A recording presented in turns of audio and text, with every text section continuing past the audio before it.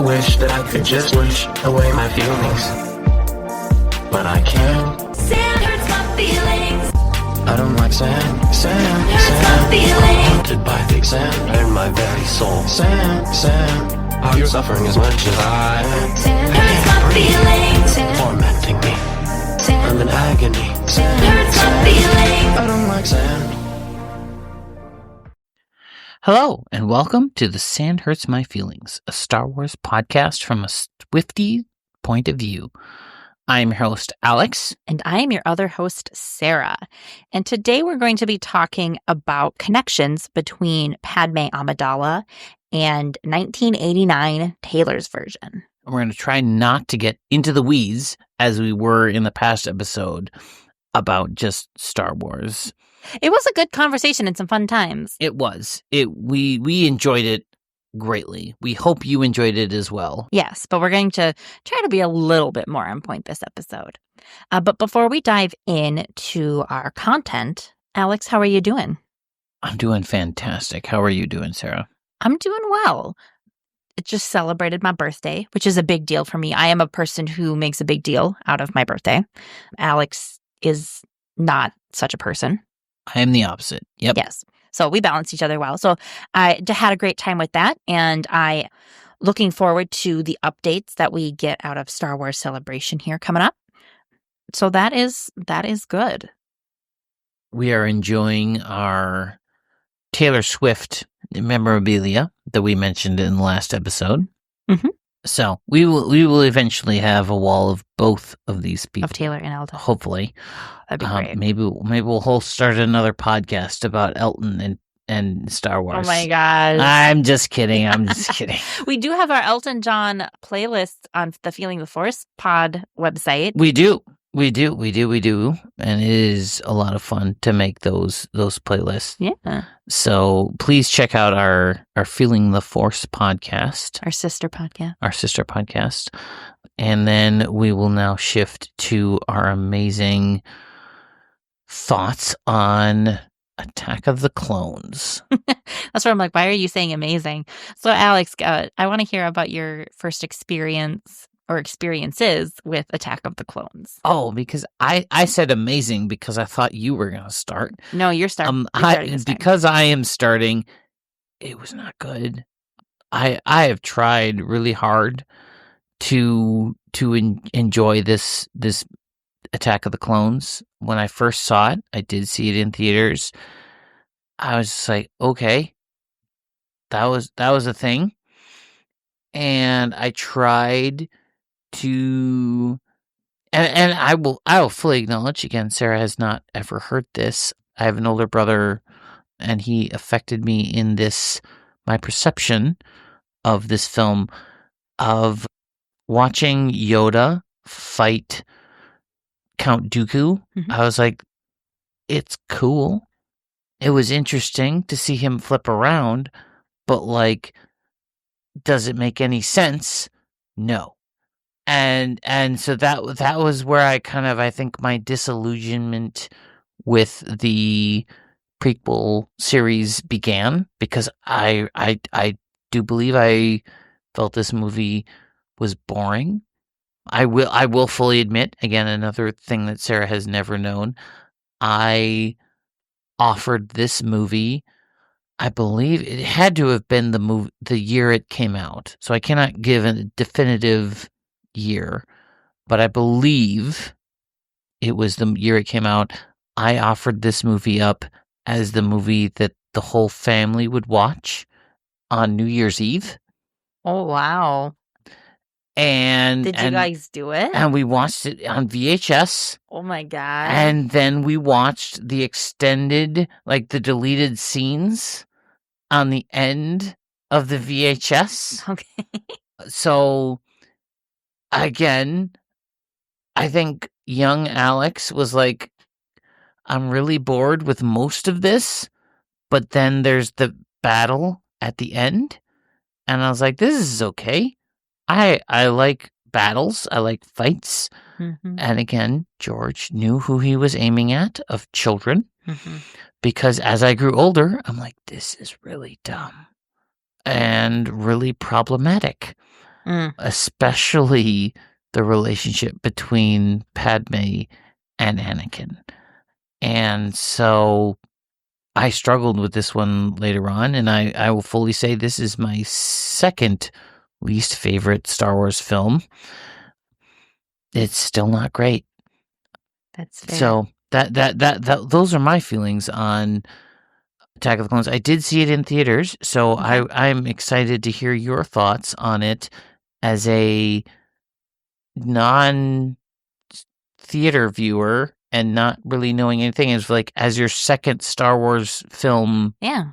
knowledge. I want to hear more. So my first experiences with Attack of the Clones, I felt it was kind of weird to have Obi-Wan go do all of his like private eye investigation kind of stuff separate from it. Just felt so out of place with the rest of the movie. Like the rest of the movie felt Star Wars for me, but then him like trying to do his detective work didn't feel Star Wars to me. But again, I think I hit it at like the right time because I was a teenager when I watched it for the first time and was very much in the emotions. And like I read so much into the Amidala relationship that like was not on the screen. Like I read so much into that. I'm like, this is so romantic and this is so hot. And like they belong together and they can't be together. And like I just ate that up and gave them a lot more credit. Like George did not give them much to work with. I believe that Hayden and Natalie did the best with what they were given. Oh, as a like Attack of the Clones not enjoyer, I absolutely think they are both fantastic actors and actresses, and it is not their fault. Yeah, they A were lot of given people, as in a whole nother podcast, I talked about Hayden Christensen in Who Shot First, and I talked about whether he was a good or bad actor, and I think a lot of it is what he was given from George. But no, I read so much into the Amidala relationship, and I was just like, this is romance. My young, like, never have dated anybody, never have had a crush on anybody, but like that was what I thought was great. And I don't know if you know this, Alex, but at the time, like I had fallen in love. I mean, okay, John Williams' music is A+, exceptional, regardless. I had fallen in love with the love theme Across the Stars. And I like had made the promise to myself that would be my first dance song or like be involved in my wedding with my future husband. Like it was going to be the song that I did my first dance to, and it was going to be this big dramatic thing. I did know this. You had told me this. Okay. I am very glad that we did not choose to do that.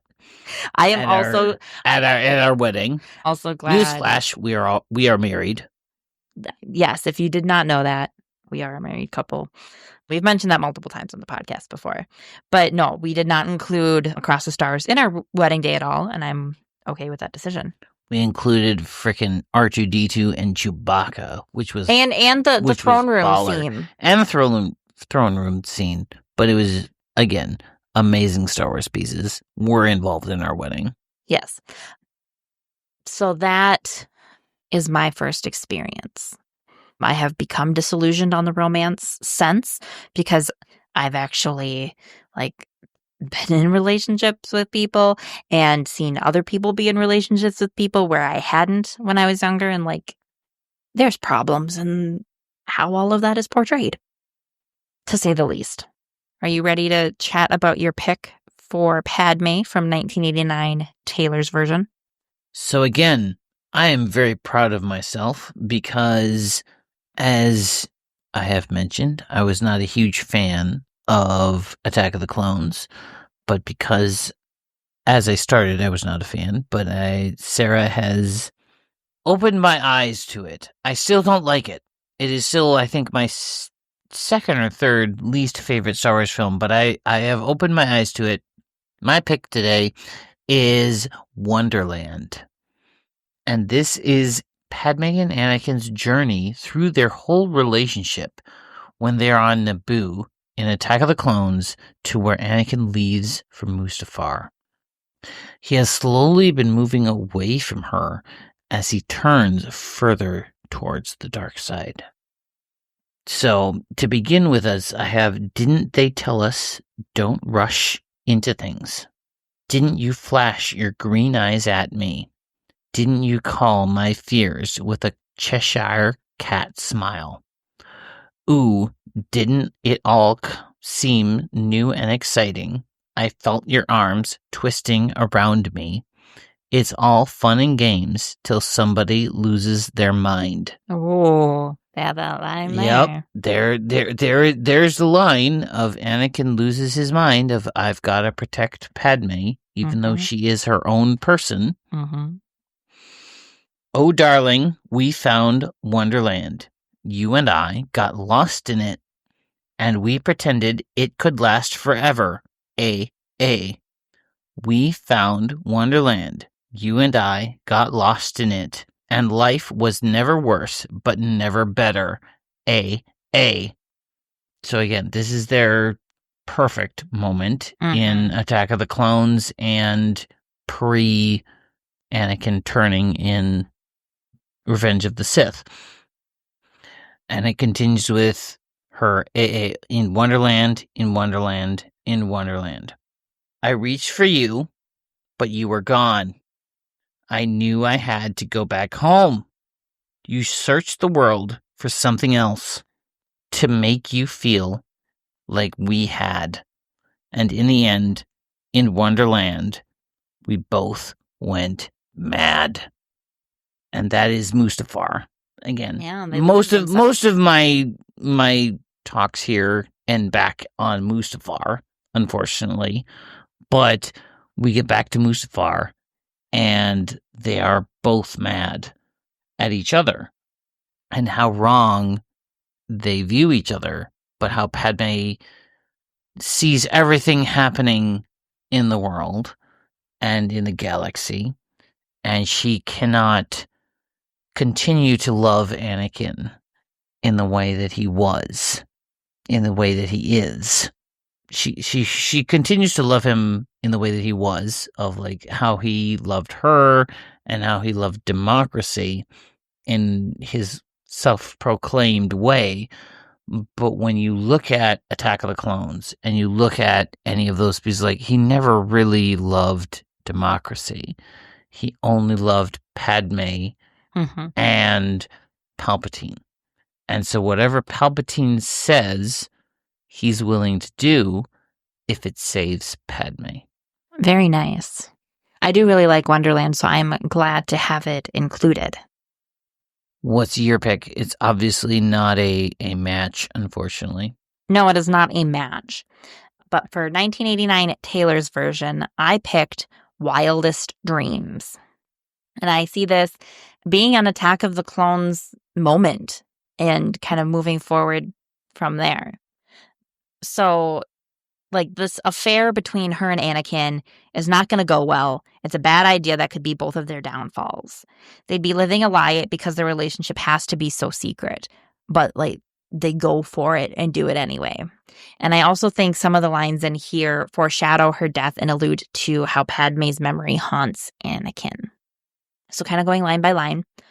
He said, let's get out of this town and drive out of the city away from the crowds. Anakin is very good at sneaking around and getting Padme alone. I thought, heaven can't help me now. Nothing lasts forever, but this is going to take me down. The logical part of her brain knows this relationship is a bad idea, but she does it anyway. He's so tall and handsome as hell. He's so bad, but he does it so well. I can see the end as it begins. My one condition is. So again, I think this is the logical, like, it's the emotional and the logical part of Padme fighting with each other. Like, it's emotional because he's so tall and so handsome, and I love that. But, like, her logical part, she's like, I can see this, how this ends. Like, it's going to come out that we're together. Like, this is not going to end well. She doesn't see a future where this ends well. So from there, we go into the chorus. Say you'll remember me, standing in a nice dress, staring at the sunset, babe. Red lips and rosy cheeks. Say you'll see me again, even if it's just in your wildest dreams. So this line, I the first image that comes to my mind is her in that Naboo lake dress, where it's got the kind of the ombre colors that we have in our podcast logo. But then it also recalls the wedding dress because they get married at sunset. So it's, say you'll remember Padme standing in a nice dress, and like that is what you need to keep in your mind. Oh, that hits hard. That hits hard. Yep. So from there, we go on. I said, no one has to know what we do. His hands are in my hair, his clothes are in my room, and his voice is of a familiar sound. Nothing lasts forever. So she caves into this affair, and they go on. And then we hit the bridge, and this is where I feel it really sticks of like the memories of Padme and their affair haunting Anakin. So the bridge is, you see me in hindsight, tangled up with you all night, burn it down. Someday when you leave me, I bet these memories follow you around.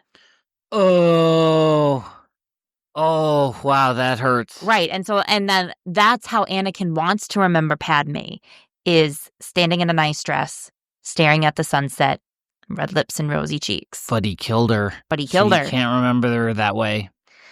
So yeah, I think it's both the haunting of Padme's memory for Anakin, but it's also like Padme recognizes this relationship is not a good idea from the beginning. And so just like, as you know, when it's like, not if it falls apart, when it falls apart, remember the good times that we had together.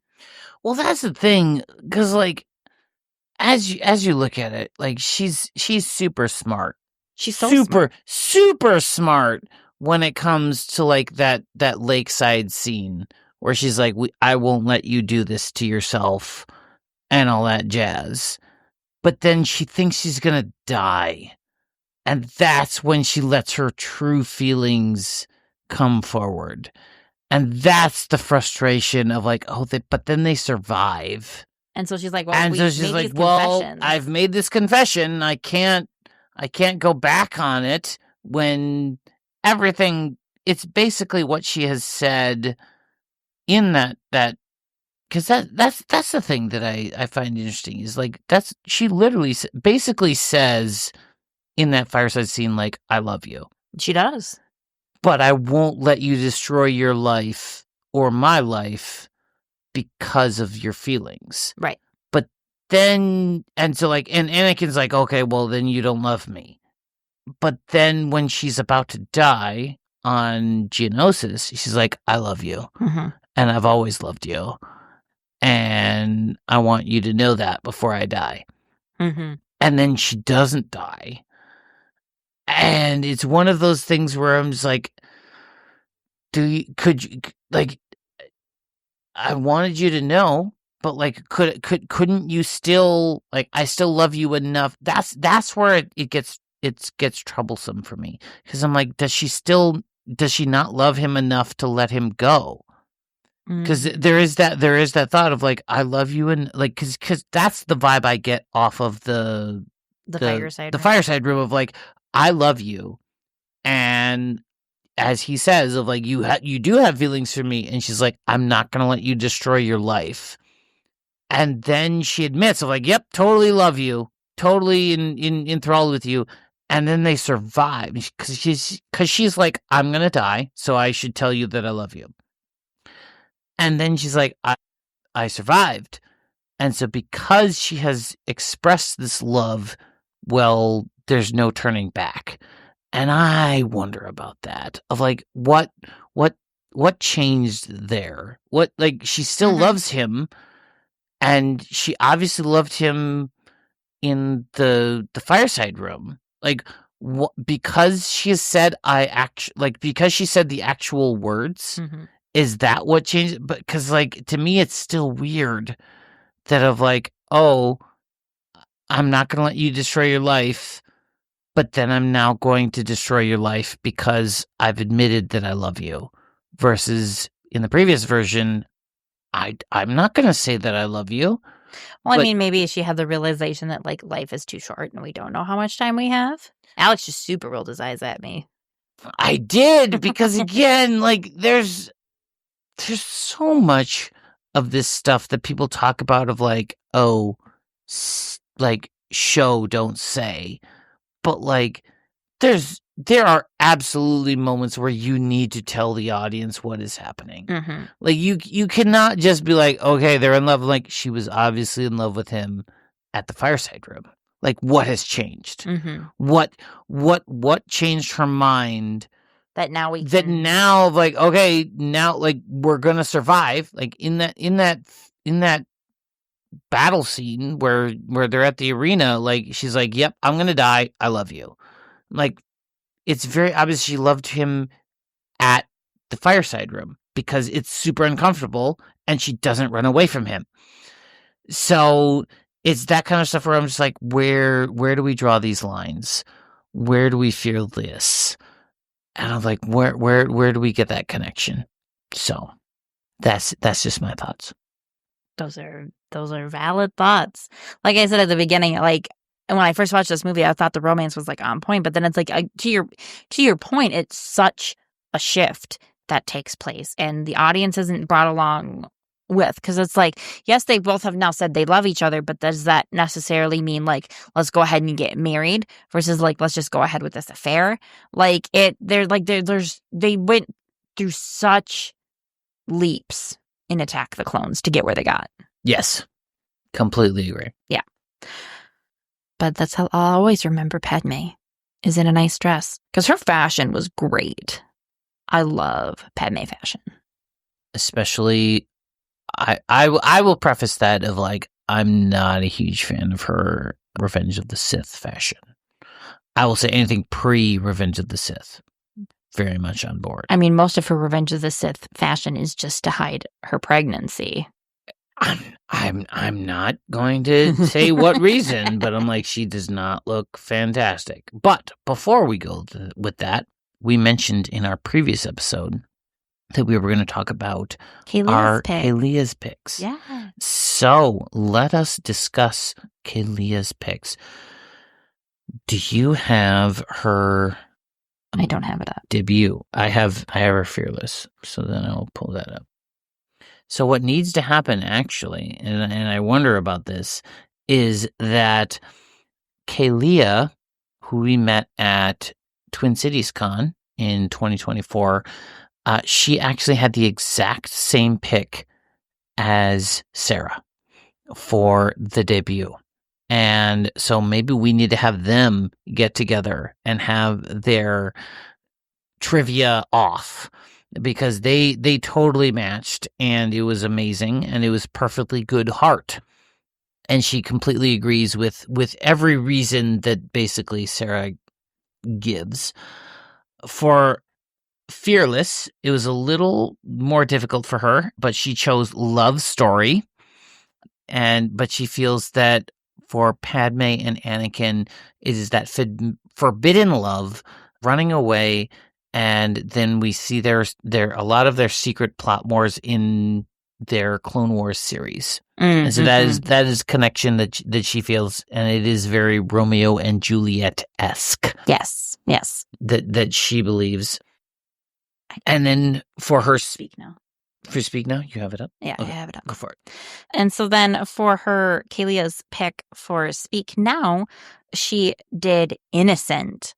So she sees it as Padme talking to Anakin, believing there is still good in him. Things like lost yourself in your warpath, lost your balance on a tightrope. Wasn't it beautiful when you believed everything and everyone believed in you? So it's like trying to call back to Anakin, that young Annie that she first met on Tatooine, where he wanted to help everybody and believed the best in everybody. So Padme saying, you used to believe in and trust the Jedi, and they believed they'd bring you balance. So some of the other lyrics, did some things you can't speak of, but at night you live it all again. So, I mean, Anakin is just plagued with nightmares. And so then Padme reminds him, I hope you remember today is not too late to be brand new. So it's kind of saying, like, come back to me, like you can turn a new leaf. Oh, that's absolutely. Today is a new day to start again. It's absolutely her trying to turn him from Mustafar. Mm-hmm. Of like, come back, we'll go back and raise our child together. Yeah. And he refuses, unfortunately.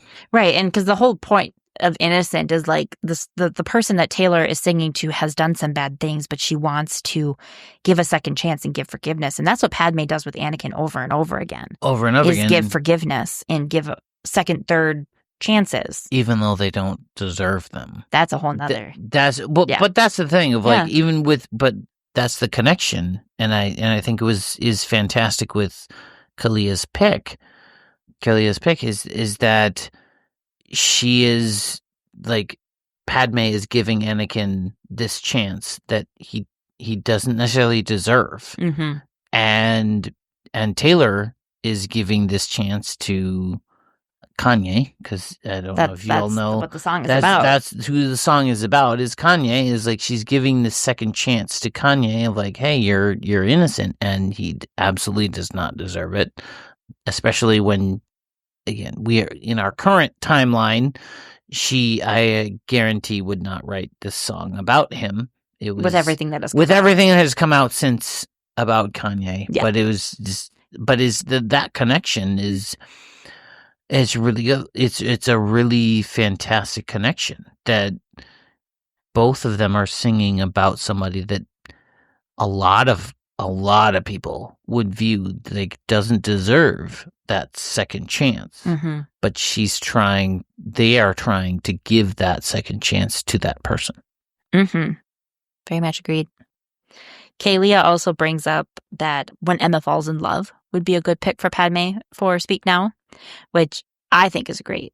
I thought it was a fantastic pick. I did not see that one coming at all. But yeah, she totally saw that one coming. Yeah. And picked it out Padmé perfectly. being Emma. Yeah. Of like how she's totally in it for keeps. She won't walk away unless she knows she absolutely has to. She disappears for times out a while. Little Miss Sunshine always thinks it's going to rain. Calls up her mom, jokes about how this could go wrong. Yeah. And we get the deleted scenes about that. With the parents, with the parents, I do want to throw that in there of like, again, we are trying to stay mainstream, but I'm like, those deleted scenes, oh man, they could have been so good. Well, and because there's the lyric in When Emma Falls in Love is like, and all the bad boys would be good boys if only they had the chance to love her. Yep. And there are multiple bad boys of like, we've got Rush Clovis, we've got Anakin, Yep. we've got a lot of people in that. Yep. Yeah. So I think that is a great pick too for Speak Now. Fantastic pick. So she picked two, and I think they're both good. They're both fantastic. Yeah. So great job, Kalia. We'd love to hear your thoughts on any of the albums we've already done for Padmé and what you think, or any upcoming ones too. If you've got like a great Midnight's Padmé pairing, we'd love to hear about it.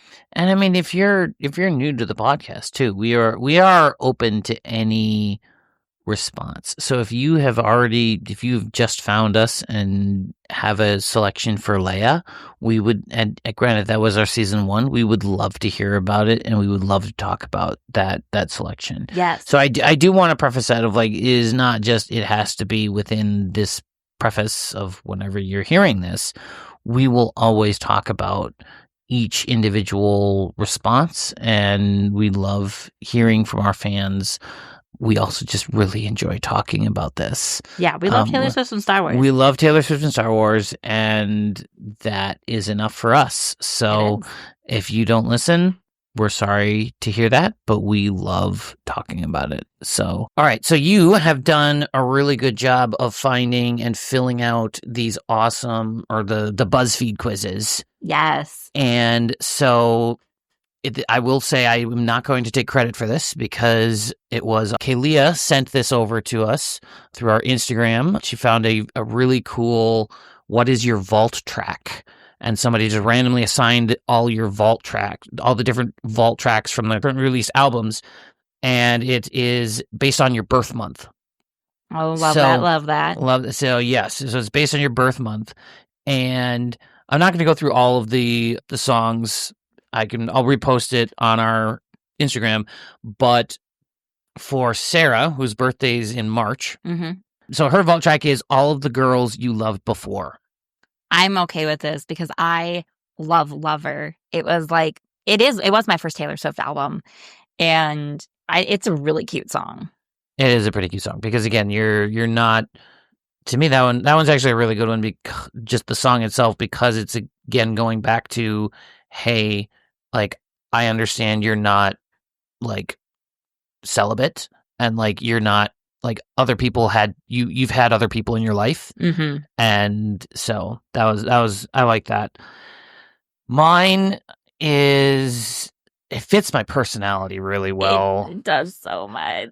But it's sad. Mine is I got All Too Well 10-minute version. Your birthday is in November. It is November, yeah. So November was All Too Well 10-minute version. And yeah, it goes well because the song is about winter and the fall, and that's when my birthday is, and I really like fall, and also I'm just a moody person, and like I try to be happy, but I'm like all of the like sad songs of Taylor are the ones that I gravitate towards. And Sarah also thinks I'm a weirdo because in my music library I literally have like depressing, like a whole album of depressing songs. Yeah, you made a playlist. Yeah. Oh, it's not a playlist. Like it's an album. It was okay. like just connected, and then I've gotten even deeper. So now I have like depressing country, depressing mental health, depressing death. All like I've dived super deep. So no, 10 minutes. Yeah, the All Too Well 10-minute version fits very well for me, unfortunately. Well, I wouldn't say unfortunately. Like it's such a beautiful, well-written song. Like yes, it is sad, but it is a masterclass in songwriting. Oh, correct. No, that it is not. My unfortunate is not of like that it's a bad song. It's that it's a sad. But I will say on the list that's posted, like most of the fall tracks are pretty sad. I'm glad I didn't get December. Yeah. December was You're Losing Me. Yeah, and like that was a bit of a surprise. Like I'm pleased that like December doesn't get pegged with Christmas Tree Farm. I mean, one that's not like a from the vault track, but that's so easy to just say, "Oh, December, Christmas, you get this one." But woof, You're Losing Me. That Great is song again. It's a great song, but it is so sad. Yeah, and those are the ones I gravitate towards. So that's why All Too Well is great. And I'm happy. Like yeah. I like to put on Lover as a background song or background album doing things around the house. Alex likes to put on TTPD as the background album. Around the house. Oh yeah. So we balance each other out. Yes, we do. I was gonna say we can kind of like meet in the middle with like, you know, the other albums that have both happy and sad. Yep, like Red. Like Red. That was a really great chat, Alex. Thank you so much. Our next episode, I'm super excited for because love Reputation and love Padmé. So let's put them together. We're going to be talking about... And we just got the whole Reputation box. Yeah. That was a baller. Yeah, we talked about the VIP Reputation box. tour box. Yes. Yeah, we talked about that on the last episode. Because that was my first concert. I thought 1989. No, you're right. Yeah, 1989. I did go to 1989. You're right. Again, you're always right.